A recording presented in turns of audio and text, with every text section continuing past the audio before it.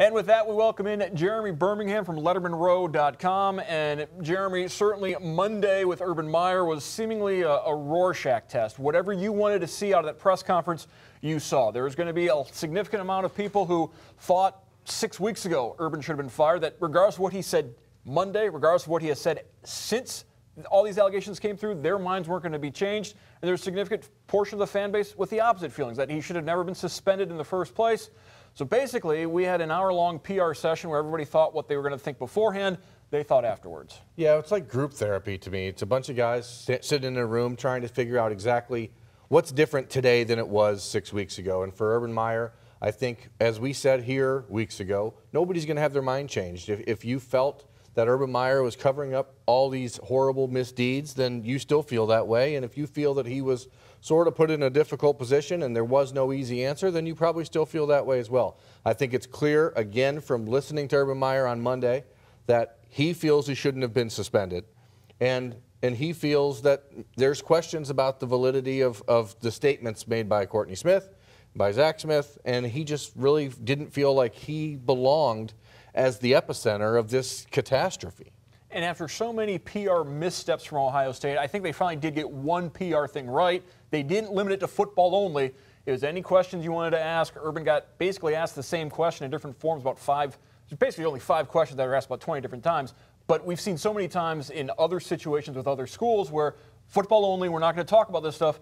Urban took the heat for a full 57 minutes. Yeah, I mean, listen, for Urban Meyer to stand in front of the media for an hour and talk to people about anything is pretty crazy for Urban Meyer. He is normally 15 minutes in and out of that room. But it was clear to me, and I think clear to most people, that he realized he had to take the brunt of this. He tried to soften it a little bit by being on ESPN on Sunday and on Monday to try to go through the facts of as he sees them. And I think it's important to, for him to stand up there and let everybody take their shot.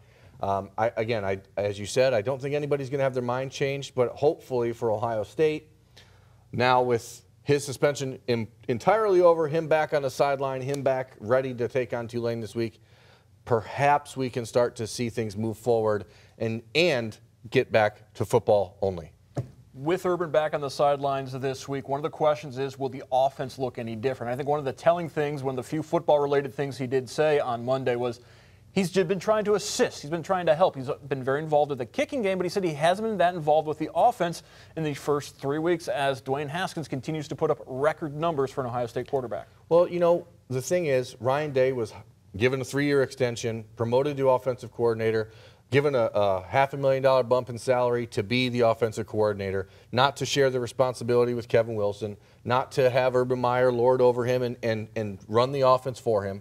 And you've seen what the Buckeyes offense has been able to do in the first 3 weeks of the season with Ryan Day calling plays, letting the offense use its playmakers, letting Dwayne Haskins sort of develop into that all-American type of quarterback that he's proving himself to be. But I don't think it matters one way or the other this coming weekend, because if there's going to be a change in Ohio State's offense, if we're going to see a regression to the mean in the Urban Meyer era, we're not likely to see that until 2 weeks from this weekend and Penn State, because that's when really the rubber meets the road, and we'll see the Buckeyes offense maybe be in a little bit tougher situations where maybe Urban goes, oh, let's run the quarterback, run the quarterback, run the quarterback. You mentioned a 3-year extension for Ryan Day. Will he be in the Scarlet and Gray next season? I don't know. I know they would love him to be. I know that there is a plan in place for him to sort of be the guy down the road, and he's only taken this audition that he's been on in the last 3 weeks, 6 weeks really, and aced it, as Dwayne Haskins said, A++ on Saturday night. But there's going to be a lot of teams out there coming calling. I think it really depends on what Ryan and his family want. He has a lot of young children. I think for him it's an opportunity to say, hey, I can set up my life here, and I don't know if he is going to want to do that. There are some people who think he's maybe more comfortable as an NFL guy. I think he's great with the college kids, great with the high school kids, and maybe he loves Columbus enough to stay. Maybe the Buckeyes work out some sort of coach-in-waiting conversation. But even in that case, it's hard to project what happens when USC or any of these major colleges around the country are going to be potentially looking for a coach after this season, and you have a guy like Ryan Day sitting in Columbus. So I'd say no, probably not, but I know the Buckeyes are hoping he will be. And there's been some discussion about whether or not this suspension will shorten Urban Meyer's time at Ohio State Monday. That certainly didn't sound like the case. Urban saying he loves this place, Ohio State, even more so now than maybe even a few months ago. You were down in Texas. Surprised at all at the way Ohio State fans came out? I don't think we should be at the same time. I mean, I go back about 2005. I was out in Arizona. I was in Gila Bend, Arizona, random gas station. I walk in, and there are several Ohio State jerseys for sale in the middle of nowhere, Arizona. So Buckeye Nation, they're everywhere. They travel. It's not should be surprising that they're in Dallas, but yet at the same time, I think some people were surprised just how many Ohio State fans were at AT&T Stadium. Well, I lived in Arizona for 10 years, and I can tell you that there's never a shortage of Buckeye fans in Arizona. I mean, there is. I lived right next to Buckeye, Arizona, so I mean, you start to get pretty comfortable out there. But no, you shouldn't be surprised. I told some people last week that even if every single TCU fan who normally goes to a game in Fort Worth shows up, Ohio State will still outnumber them because there are that many Buckeye fans, Buckeye alumni in Dallas. And Dallas being in such a convenient area for people to travel in and out of, I wasn't surprised. We had a couple Letterman Row events Friday night at one of the alumni clubs, and it was 600, 700 people there. It's just all Buckeyes, so it's pretty great. I think today or Monday on social media, you've watched as a handful of Ohio State representatives have tweeted out stuff, pictures of the stadium with all the scarlet in the mix, and all of them trying to give thanks and say, hey, you know, we appreciate what Ohio State fans do, and I'm sure they would love to see that many fans in Happy Valley in 2 weeks, but that's not as easy to accomplish. And not that student enrollment is the end-all, be-all when it comes to this, but keep in mind, TCU, they're a smaller university than the University of Toledo, only about 10,000 undergrads at TCU, so it's not quite as big of a school as some of the other Power 5 schools. Tulane comes into the shoe on Saturday. This game will not be close. Ohio State will overpower Tulane. But the Green Wave, offensively, they do have a couple of weapons, and we've certainly seen Ohio State's defense has been susceptible to the big play.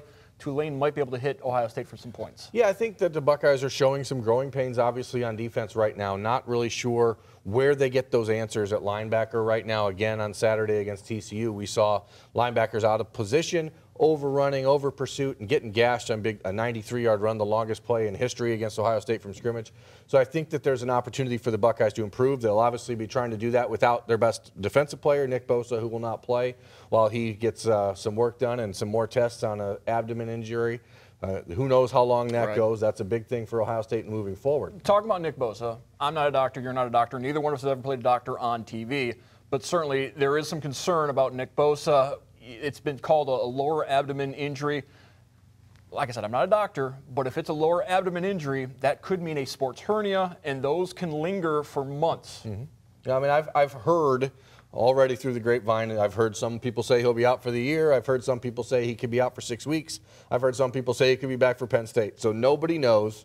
The tests aren't being done until midweek, so we'll find out then really what the situation is for Ohio State. But they're going to be without him this weekend. So Jonathan Cooper, who played great against TCU, Chase Young, we will see an opportunity for Tyreek Smith and Tyler Friday, Tommy Togiai, Teron Vincent. A lot of the young guys on the defensive line will get meaningful reps on Saturday.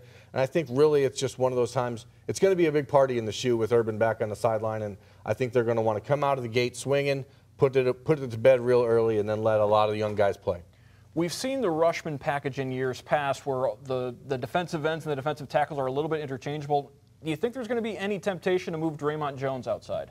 I think that there's got to be temptation to do it because it does make sense. Draymond is that bigger 6'3", 275 body, similar sort of to Nick Bosa. He's not the 6'2", 310-pound type defensive tackle. So I think they're going to have to experiment. Again, it depends on the loss of Bosa, how long that lasts.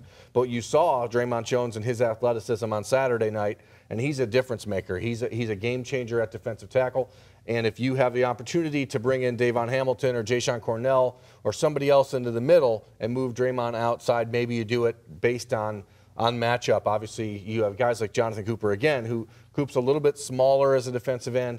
So I think the Buckeyes are going to want to work in the freshman, the Tyreek Smith especially. He's been sort of the first one that they've gone to. But really, it just depends on how long this Bosa injury goes. I know the Buckeyes are just keeping their fingers crossed that he's back for September 29th. And certainly this defensive line depth speaks volumes about Larry Johnson. We've talked before about the job Larry Johnson has done. He takes a very cerebral approach, which is something you don't often see with football coaches. Larry Johnson's the type of guy who he doesn't swear. His strongest expletive is Santa Claus, I believe. And yet he continues. And we heard a couple years ago some whispers about Larry Johnson can't close on the recruiting trail anymore. That certainly has been proven not to be the case the last couple of years, and the defensive line is bearing the fruits of Larry Johnson's labors. Yeah, Larry Johnson is, in my opinion, the single best position coach in America. And I think that if you look at what he's done at Ohio State since he arrived in 2014, the work that he's done in producing NFL talent, replacing it with five-star prospects coming out of high school, and then developing and developing, and you see it every game. They're rotating in and out. I mean, 16 guys played on the defensive line in the season opener against Oregon State. They are deep, they are talented, but it's always hard to imagine trying to replace a guy like Nick Bosa.